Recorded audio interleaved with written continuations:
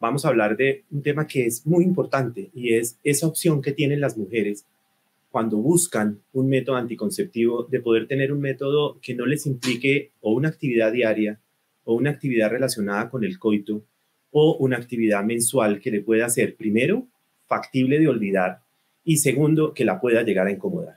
Esto nos permite entonces tener nosotros opciones que, como vamos a ir viendo y como ya el doctor Roca lo dijo anteriormente, nos van a beneficiar a todo el grupo de mujeres en edad reproductiva. Entonces, pues vamos a ir comenzando. Como les contaba Camilo, yo trabajo en Profamilia y soy profesor clínico de la Facultad de Medicina de la Universidad de los Andes y no tengo ningún conflicto de intereses para la presentación de esta charla. No he recibido apoyo económico de ninguna de las partes.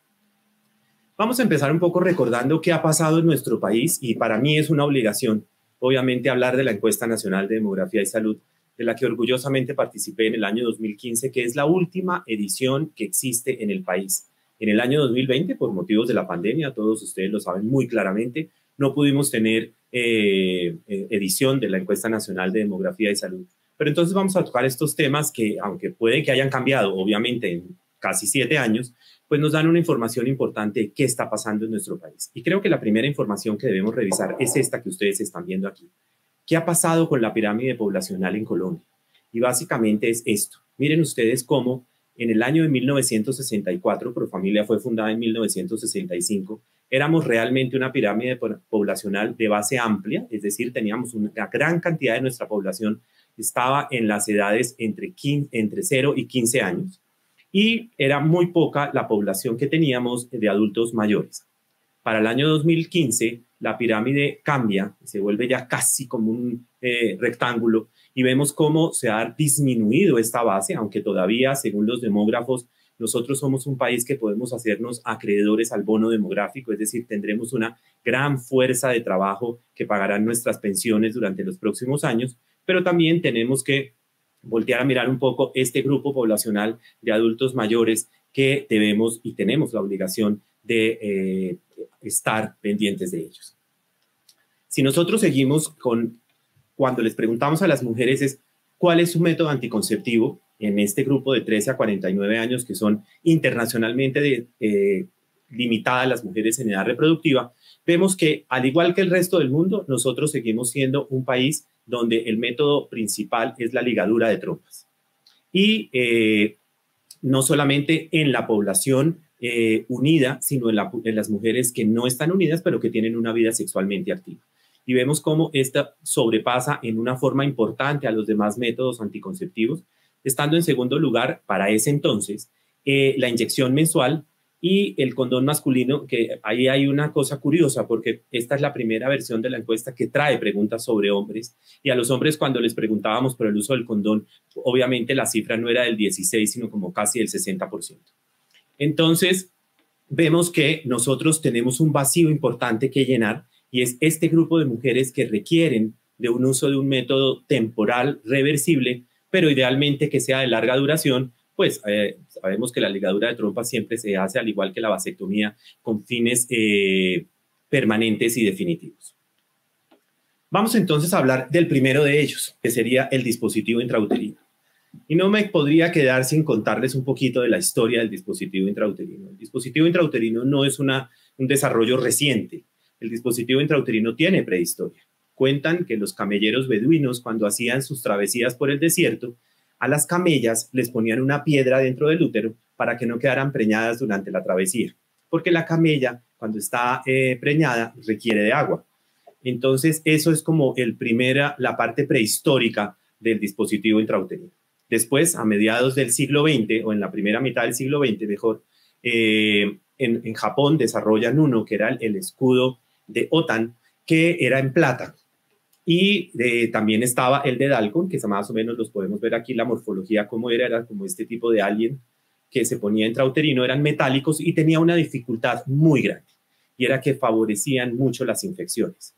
Pero el más importante de ellos es este que les estoy mostrando aquí, es el famoso churrusco que llamaron las pacientes, o el asa de Lipes. El asa de Lipes fue desarrollada en los años 60 y presentada en Sociedad en 1965 después de un estudio que hace John Hopkins y con Population Council. Y ellos entonces presentan el asa de Lipes porque es el primer dispositivo plástico que tiene memoria. ¿Eso qué quiere decir? Que si uno estira esta asa y la pone dentro del insertor, le permite hacerla lineal y después, entonces, cuando está dentro del útero, uno retira el insertor y vuelve a su conformación inicial. Esa es la memoria de la que se hablaba del asa de Lipes. Y de ahí, entonces, empiezan las investigaciones que nos dicen, mire, si a un dispositivo, ya no en forma de S, sino en forma de T, le adicionamos esta cantidad de cobre, vamos a aumentar su capacidad de protección anticonceptiva y por otro lado aumentábamos no solamente esta capacidad de protección anticonceptiva, sino el tiempo de duración de la protección anticonceptiva. Y ahí es donde está la famosa T de cobre 380A, que no quiere decir nada más que 38 milímetros cuadrados de cobre que están puestos dentro de la T. La gran mayoría de ellos están en la rama vertical y 2 plaquetas que están en la rama horizontal. Miremos entonces qué tan efectivos son los métodos anticonceptivos de larga duración. Ya hablamos del dispositivo intrauterino, que después entonces viene un desarrollo en el que al dispositivo intrauterino, en vez de ponerle cobre en la rama horizontal, en la rama vertical, perdón, en este tanquecito que ustedes ven aquí, se le adiciona una progestina. La progestina que se le ha adicionado es el levonorgestrel, tradicionalmente, no tenemos por ahora otro endoceptivo que no contenga levonorgestrel, y esto permite que haya una especie de doble efecto, el efecto a cuerpo extraño que tiene la T de cobre y el efecto hormonal que puede ejercer este levonorgestrel dentro de la cavidad uterina, y además que hay un poco de absorción de ese levonorgestrel, no es que los niveles no pasen a sangre, y esto podríamos decir favorece el efecto anticonceptivo, pero también tenemos que decir que esto nos ha permitido ampliar el uso de estos endoceptivos endouterinos en otras indicaciones en ginecología, no solamente en anticoncepción. Y utilizando entonces estos reservorios de progestinas, se desarrolló en los años 80 un implante subdérmico. El implante subdérmico consiste en unas barras de silástico, como ustedes ven aquí, que están, en la gran mayoría de ellos, o los primeros que se desarrollaron mejor, estaban cargados con levonorgestrel. Actualmente todavía tenemos implantes subdérmicos que tienen levonorgestrel y que tienen muy buena aceptación y muy buena eficacia.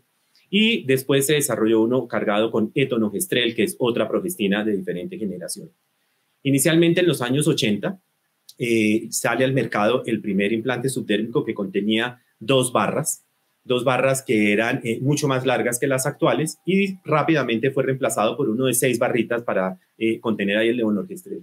Incluso la Fundación Santa Fe fue uno de los centros pioneros en el estudio de aceptabilidad del implante subdérmico en Colombia, junto con otras organizaciones de Bogotá principalmente. Ese implante subdérmico de 6 barras nuevamente fue reemplazado por uno de 2, pero ya eran unas barras de un material mucho más fácil de extraer, porque las primeras eran mucho más difíciles, se fracturaban con facilidad. Y esta nueva generación de implante subdérmico, que además cambió de nombre, hace que sea de más fácil extracción y tiene una excelente protección anticonceptiva. Y el de etonogestrel es solamente una barra. El primero, el de 2, que tiene levonorgestrel para 5 años de protección anticonceptiva, y el que ustedes ven aquí, que es el de una barra para 3 años de protección anticonceptiva. Sin embargo, si nosotros vamos y miramos en la literatura, hay gran cantidad de intentos. Algunos de esos estudios que tienen muy buen respaldo de medicina basada en la evidencia con un alto nivel de recomendación son esos que han tratado de demostrar que se puede ampliar el tiempo de uso de estos implantes subdérmicos. El de 5 podría llegar a 7 años y el de 3 podría ser de 5 años. Sin embargo, los registros sanitarios persisten en 5 y 3, con lo cual eso es lo que debemos hacer nosotros para utilizarlo. Vean ustedes lo que les decía en cuanto a eficacia. Vemos cómo cuando usamos implante subdérmico, por cada 100 mujeres que lo utilizan durante un año, una de ellas podrá quedar embarazada. Si utilizamos el endoceptivo intrauterino, es decir, el dispositivo que carga hormonas, podría tener una también de cada 100 mujeres embarazadas.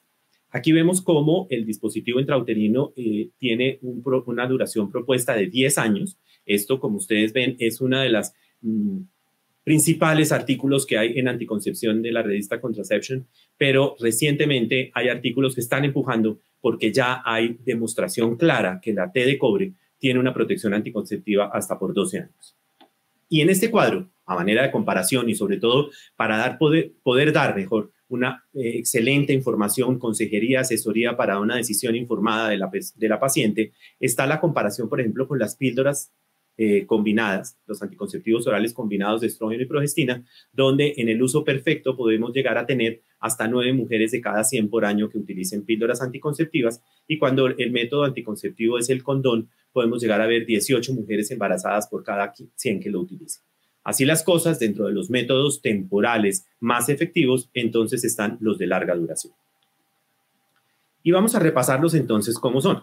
Los anticonceptivos se dividen en larga duración, en corta duración, y los de larga duración ya los hemos venido citando. Están los implantes subdérmicos, los dispositivos intrauterinos, los dispositivos que tienen los no hormonales como la T de cobre, y los hormonales, de los que les conté, tienen un tanquecito cargado con levonorgestrel en diferentes dosis. Ahí vamos a irlos tocando poco a poco, y los implantes subdérmicos de los que ya hablé, el de 5 y el de 3 años. Esta es la famosísima T de cobre. Es quizás uno de los métodos más utilizados por las mujeres. Según la Encuesta Nacional de Demografía y Salud, hay como una especie de empate técnico entre el uso de píldoras anticonceptivas y dispositivo intrauterino. Es importante recordar que, por ejemplo, en nuestro país, la costa atlántica es mucho más pildorera, dicen los demógrafos, que el interior del país. En el interior del país se usa más la T de cobre. En la costa, el segundo método son las píldoras anticonceptivas. Y quizá lo más importante del dispositivo intrauterino es cómo funciona. Y yo creo que una de las formas más claras de entender el funcionamiento del dispositivo intrauterino es simplemente hablar que esto es una reacción a cuerpo extraño. Y en términos actuales, ahora que estamos en tiempos de guerra, esto es más o menos como activar el ejército de tierra y el ejército de aire. La reacción a cuerpo extraño lo que hace es activar la inmunidad celular, que se encarga en gran parte de la fagocitosis de los espermatozoides. Y de otra parte se activa la inmunidad humoral, que libera una serie de inmunoglobulinas que también inactivan y desvitalizan a los espermatozoides. Pero eso no es todo. El efecto también se encuentra a nivel del moco cervical, y vemos cómo hay un espesamiento del moco cervical gracias a estas concentraciones aumentadas de cobre dentro del moco cervical, y ese moco se hace un poco hostil para los espermatozoides en el proceso de capacitación espermática necesaria para la fecundación o la fertilización.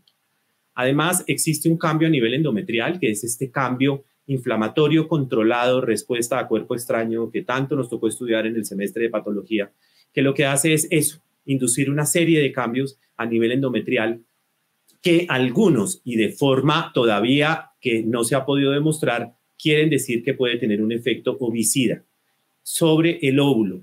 Porque me he saltado el renglón a propósito, porque los estudios que han intentado buscar proteínas tempranas del embarazo después de que haya fecundación no han podido demostrar que las usuarias de dispositivo intrauterino tipo T de cobre tengan o alcancen a tener procesos de fecundación, con lo cual no hay óvulo fecundado, no hay riesgo de lo que en algunos momentos han dicho que el dispositivo lo que favorece es esto, un efecto ovicida directo, y que podría entonces inducir un término que no existe, que se llaman microabortos.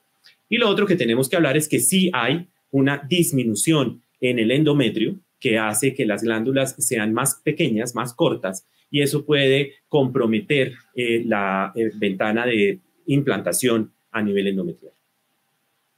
Miremos entonces ahora que es uno de los tipos de endoceptivos. Es importante contarles que en el país contamos con 3 tipos de endoceptivos intrauterinos. El primero de ellos tiene 52 miligramos de levonorgestrel para tener una protección anticonceptiva de 5 años. El segundo tiene 19 miligramos de levonorgestrel y también tiene 5 años de protección anticonceptiva. Es el de más reciente desarrollo y llegada al país. Y uno de 13,5 miligramos de levonorgestrel que está indicado para 3 años de uso. El tamaño es discretamente diferente, siendo el de 52 miligramos un poco más grande, el de 19 miligramos es discretamente menor en su tamaño y el de 13 miligramos es aún más delgado. Y eso hace que sea como una de las opciones en mujeres nulíparas. Sin embargo, la inserción se puede hacer en cualquiera de los 3, se puede hacer en mujeres nulíparas. ¿Cuáles son los beneficios anticonceptivos de la anticoncepción intrauterina? Primero, son altamente efectivos. Vamos a ir viendo ahora en unas tablas de un par de estudios que les quiero mostrar cómo estos métodos anticonceptivos realmente protegen por encima del 99%. Casi que podríamos decir que su protección anticonceptiva es comparable con los métodos definitivos, como es la ligadura de trompas y la vasectomía. La gran ventaja, y como lo decía al principio, es el no requerir de una actividad diaria, es decir, no tenerse que tomar la píldora, que además es importante hacer énfasis que ese concepto que se tenía, que la píldora debía tomarse siempre a la misma hora, incluso lo oyeron ustedes en la charla del doctor Carlos Zorro, como aún las píldoras de soloprogestina tampoco son tan exigentes con el horario de que tenga que ser exactamente todos los días a las 10 de la mañana, por decir algo, sino que las píldoras son un poco más elásticas, sobre todo las combinadas en la toma, y no requieren de esa actividad cada 24 horas. Tienen además estos anticonceptivos intrauterinos una larga duración, ya lo dijimos, desde 3 años, el de 13,5 miligramos de levonorgestrel, hasta los 12 años que podríamos hablar de la T de cobre. Son rápidamente reversibles. Realmente después de que uno retira uno de estos dos dispositivos, bien sea el inerte o el hormonal, el retorno a la fertilidad es rápido. Ojo, acuérdense que hay algunas mujeres que dicen que es que yo me puse un dispositivo antes de tener mi primer hijo y después no podía quedar embarazada. La fertilidad hay que demostrarla para poder saber que no se es infértil. Entonces, muchas veces no es que el dispositivo es quien haya causado la infertilidad, sino que posiblemente tenía un trastorno en su capacidad fértil previo al uso del dispositivo intrauterino. En realidad son pocas las contraindicaciones, vamos a ir viendo un poco, ya el doctor Carlos Zorro les hizo una explicación muy clara de los criterios de elegibilidad de la Organización Mundial de la Salud cuando divide a las usuarias en 4 clases, y siendo la clase 4 la única que realmente tiene contraindicaciones. En las otras lo que hacemos es sopesar si los riesgos sobrepasan o no a los beneficios, pero siempre tener en cuenta que si no usa un método anticonceptivo, ¿qué pasaría si queda embarazada? Los efectos secundarios son muy limitados, sobre todo al inicio del tiempo del uso del método anticonceptivo intrauterino, y eso permite que con una buena información, que además es crucial en anticoncepción, dar información y que la decisión que tome la paciente sea informada, le permite a uno poder hacer un uso tranquilo del método. Vamos a ver ahora que hablemos de implante como uno de los efectos más comunes son las alteraciones del ciclo menstrual, y si uno le explica eso a la usuaria, ella cuando tenga esa alteración del ciclo menstrual, en vez de angustiarse, se va a sentir tranquila porque dice, me está funcionando mi método anticonceptivo. Da privacidad y no requiere que interfiera con la actividad sexual, y esa es una de las ventajas. Infortunadamente en nuestro país todavía hay mujeres que tienen que hacer anticoncepción a escondidas de su pareja. Entonces este es uno de los métodos que le permite poderlo hacer a escondidas para no ser víctimas de violencias basadas en género. No tiene uso de estrógenos y entonces nos amplía el portal o mejor, el portafolio de uso para mujeres que tienen contraindicaciones para el uso estrogénico. Algunos de ellos, como el dispositivo intrauterino, es quizá el método más económico que existe. Si ustedes dividen el valor de la inversión que se hace cuando se pone un dispositivo intrauterino, una mujer en 12 años, y lo multiplican por los 12 meses de cada año, van a ver que realmente el aporte mensual no sobrepasa ni siquiera los 500 pesos. Y hay unos estudios que los vamos a ver ahora más adelante, que son los que de pronto es importante decirle a las pacientes, y es que los dispositivos intrauterinos, tanto los hormonales como los no hormonales, en algunas investigaciones se ha encontrado que hay una reducción importante en el riesgo de cáncer cervical, que antes se decía todo lo contrario, cáncer de endometrio o cáncer de ovario. Y aquí están.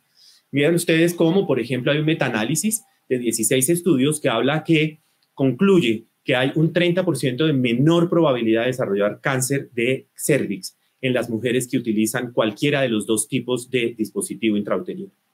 Entonces nos da un OR de 0,64 y eso nos permite tener tranquilidad en aquellas mujeres que de pronto les hemos hecho las pruebas de cuello uterino y puede que nos salga que tiene un ascus o de pronto la presencia de uno de los virus de papiloma humano no altamente relacionados con neoplasia intraepitelial de alto grado, sino aquellos como el 51 o el 52 que están más relacionados con las neoplasias intraepiteliales de bajo grado. Igual sucede con el cáncer de endometrio. Ustedes ven aquí con el cáncer de endometrio cómo hay una reducción importante, casi a la mitad del riesgo de hacer cáncer de endometrio en estas usuarias y aún mayor la reducción en el cáncer de ovario. Entonces, este es un elemento de protección, un beneficio no contraceptivo, pero realmente de alto valor. Hablemos entonces rápidamente de los implantes subdérmicos.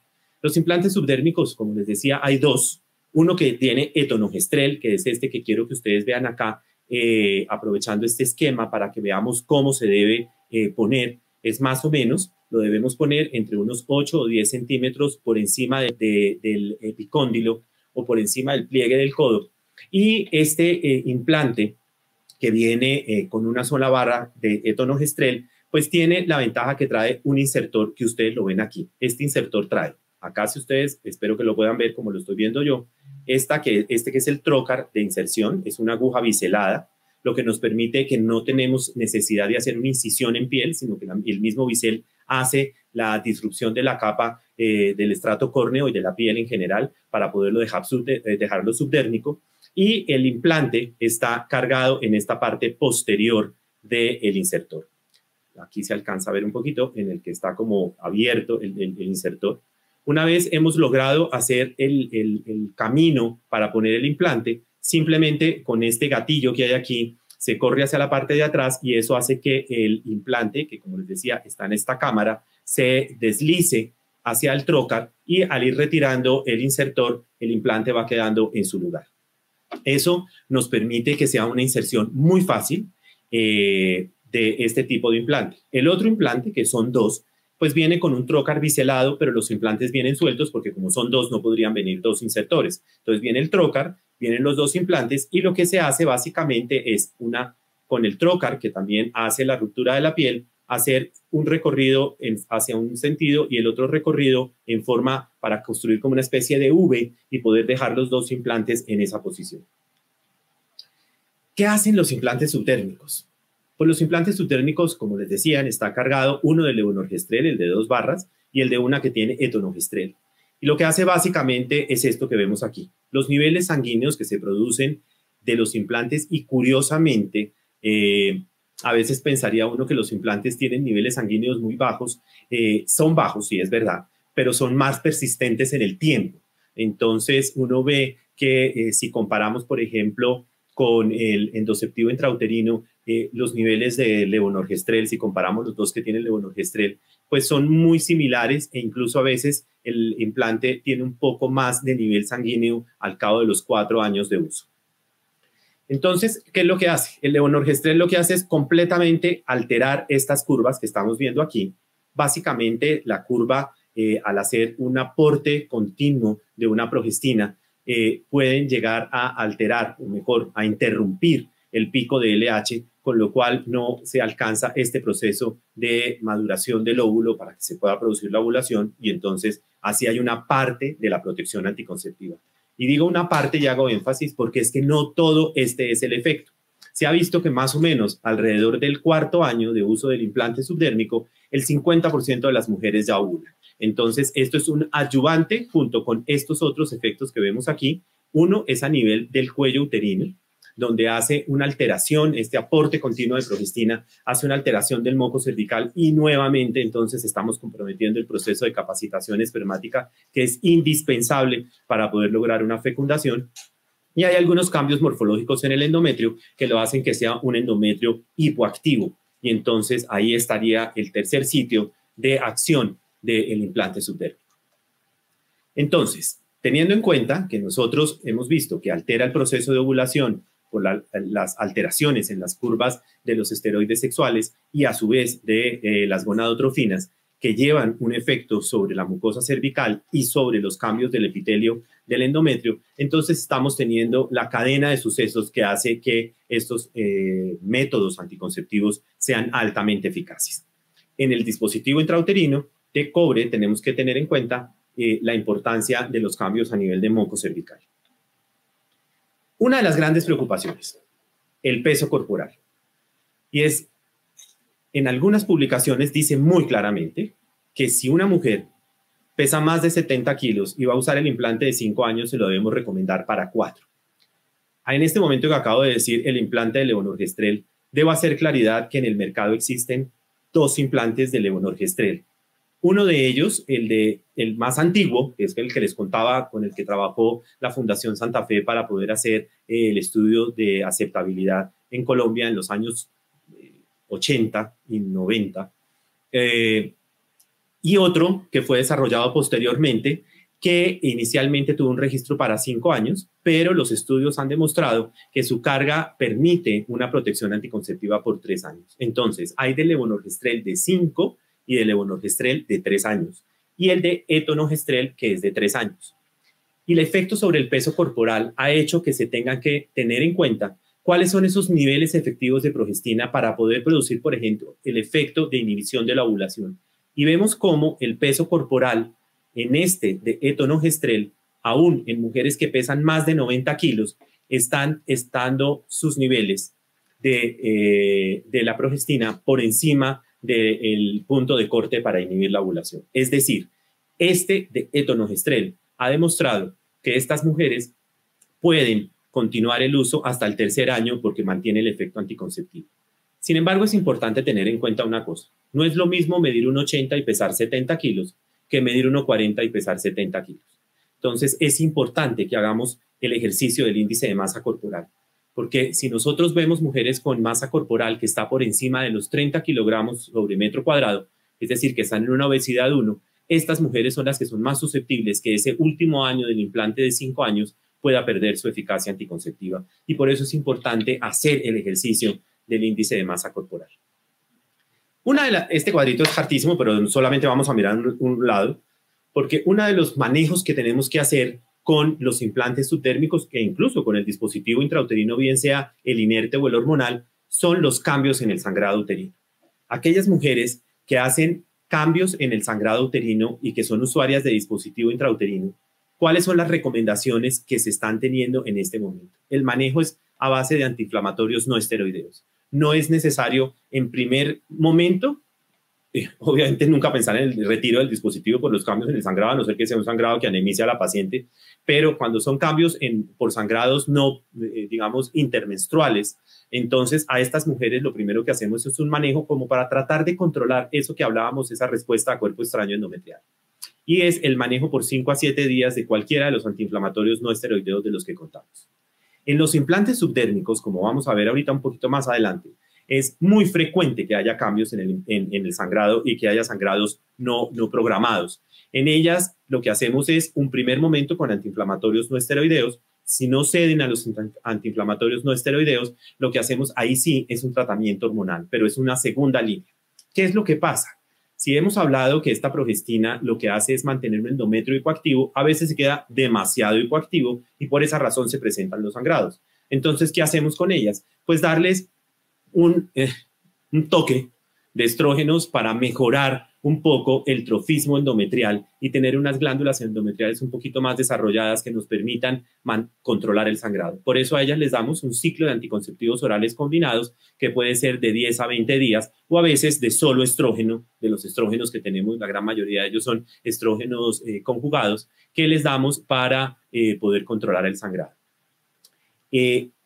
Cuando el sangrado se vuelve persistente o inaceptable, recuerden ustedes que cuando uno utiliza un método anticonceptivo es para que la mujer pueda tener una sexualidad placentera y libre del riesgo del embarazo no planeado. Pero si el sangrado le impide tener relaciones sexuales o el sangrado la afecta mucho en su respuesta sexual, pues entonces este no es el método y ahí sí se debería pensar en una alternativa de anticoncepción en esta mujer. La otra mitad del cuadro, que era el que les decía que es muy aburrido, no lo vamos a mirar porque no es objeto de esta conversación. Un par de estudios que vamos a revisar. Uno de ellos, el doctor Roca, sé que habló con ustedes de esto, y es el estudio que es con adolescentes. Esto es un estudio de revisión. Y vean ustedes, y aquí solamente quiero hacer énfasis en un par de cosas importantes. Primero, las tasas de falla en todos los métodos intrauterinos, hormonales o no, están por debajo del 1%. Método altamente efectivo. Ojo, se pueden utilizar todos estos métodos, tanto los implantes subdérmicos como los anticonceptivos endoceptivos hormonales en mujeres adolescentes o nulíparas. Obviamente, aquellas que tengan contraindicación para el uso de hormonas por alguna de sus patologías de base, la única opción que tenemos es la TDCO. Y recordemos que los endoceptivos intrauterinos son los que más frecuentemente tienen alteraciones en el sangrado, que básicamente lo que tienen son sangrados menos frecuentes o en menor cantidad. Casi hasta la mitad de ellas, ahora vamos a ver más adelante, podrían en algún momento llegar a presentar amenorreas prolongadas que por ejemplo, hay una publicación reciente que habla de la anticoncepción en mujeres con discapacidad cognitiva. Esta es una excelente alternativa para ellas por la dificultad que tienen en el manejo de la menstruación las mujeres con discapacidad cognitiva. Entonces, el disminuir el número de menstruaciones por año o lograrlas tener un año libre de menstruación mejora muchísimo la calidad de vida de estas personas, porque además algunas tienen dificultades para el aseo durante la menstruación. Y si nosotros miramos en el siguiente cuadrito, vamos a ver entonces las tasas de efectividad ya no por debajo del 1%, sino reales. 0,05% para el implante de etonogestrel, 0,80% para las usuarias de dispositivo de tipo T de cobre, para las de 52 miligramos de levonorgestrel, 0,2%, para las de 19,5 miligramos de levonorgestrel, 0,3%, y para las usuarias de 13,5 miligramos de levonorgestrel, también 0,3%. Son altísimamente efectivos. El tiempo de uso, como les decía, aprobado para 3, 5 y 10 años, según la FDA, pero los estudios han demostrado que hay una prolongación, hay un efecto extendido en el efecto anticonceptivo de estos métodos anticonceptivos. Miremos acá cómo lo más frecuente en los métodos endoceptivos son las menstruaciones menos frecuentes y en menor cantidad y sobre todo con un alivio de la dismenorrea. Y como les decía, estos métodos anticonceptivos endouterinos nos han permitido a nosotros utilizarlos en otras indicaciones ginecológicas, aprovechando su efecto endometrial, su efecto sobre la dismenorrea también. Y nosotros podríamos volver a mirar, y es lo que nos habló el doctor Zorro sobre las contraindicaciones o las verdaderas clase 4 de la Organización Mundial de la Salud, y vemos cómo, pues obviamente el embarazo es una clase 4 para la gran mayoría de ellas, pero los antecedentes de enfermedad pélvica inflamatoria reciente, donde el implante subdérmico es la mejor opción. En los estados posaborto, interrupción voluntaria del embarazo, todos los métodos de los que le he hablado están indicados, y sobre todo están indicados inmediatamente. No tenemos que dejar una ventana para hacer uso de método anticonceptivo post-interrupción voluntaria del embarazo con ninguno de estos métodos. Y por último, esto que es muy importante, a veces cuando se agenda el uso de métodos anticonceptivos, sobre todo cuando son los endoceptivos o la T de cobre, se le dice a la paciente que debe venir con la menstruación. Es verdad, es más fácil la inserción con la menstruación, es mucho más fácil para la usuaria, pues porque el cuello está entreabierto, de pronto no hay necesidad de dilatar, pero recuerden ustedes, sobre todo cuando van a trabajar en campo, que el dispositivo intrauterino y los endoceptivos se pueden poner en cualquier momento del ciclo menstrual, siempre y cuando estemos razonablemente seguros que la mujer no está embarazada. ¿Y cómo estarlo? Si después de que tuvo la última menstruación no ha tenido relaciones sexuales o ha utilizado consistentemente un método, podemos estar razonablemente seguros que no está embarazada. Y esa es una forma de facilitar el acceso a este tipo de métodos anticonceptivos en mujeres que están en regiones apartadas del país o con dificultad para poder acceder al método. Y por último, terminemos con la satisfacción que las mujeres tienen del uso de los métodos. Vean ustedes cómo la continuación de la gran mayoría de ellos, de los dispositivos cargados con hormonas, está por encima del 85%, de la T de cobre el 84% y el implante el 83%, haciendo que los métodos de larga duración sean en promedio los que mayor continuidad tiene por parte de las mujeres. Es decir, es una alternativa útil, es una alternativa que beneficia a las mujeres y es una alternativa que les da, como vieron ustedes, una protección anticonceptiva por tiempo largo. Nosotros seguimos teniendo un volumen importante. El año pasado pusimos 123.000 implantes subdérmicos entre el de levonorgestrel y el de etonogestrel, y si ustedes ven las cifras, por ejemplo, de las otras anticoncepciones están por debajo. Condones, porque esto es una fuente que habla además de lo que se vende en Profamilia, pues los condones no los tenemos que poner nosotros y sigue siendo uno de los productos que más se comercializan en el país. A ustedes por su atención, muchísimas gracias.